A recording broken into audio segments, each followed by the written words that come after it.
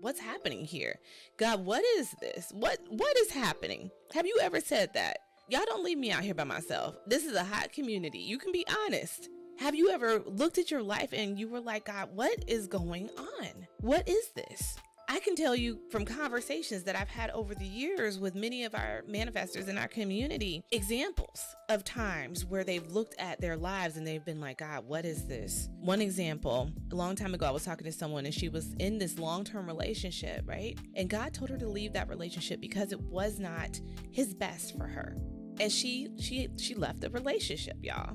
She looked at it though, and she was like, what is this, God? Because I spent 3 years of my life. I mean, let's just be real about it, y'all. Let's be real about it. You look at it and you're like, God, what's going on?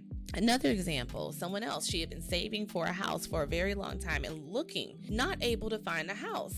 She had worked so hard to be able to get to this point fiscally where she could afford the house, but then she couldn't find the house. And she was like, God, what is going on?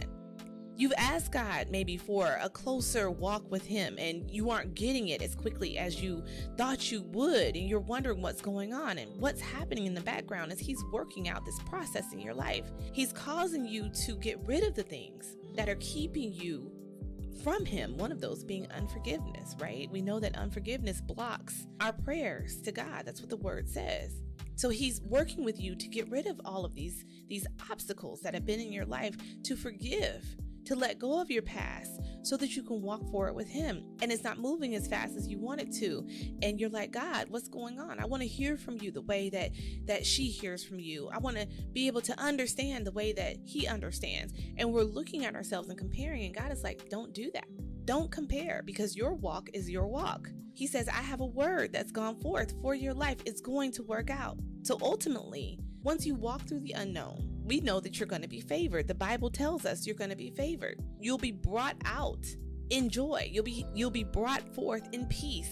So you'll have all of this. You'll have the peace that you asked for. That's favor. That is favor. When you can walk through your life and you are not bothered by what anyone says, by what happens in your life, to the point where it's affecting you, right? You're human. Of course, we're going to experience emotions, but I'm talking about letting those emotions drive your life into a place where you are depressed and sad and you can't make it out and you have anxiety.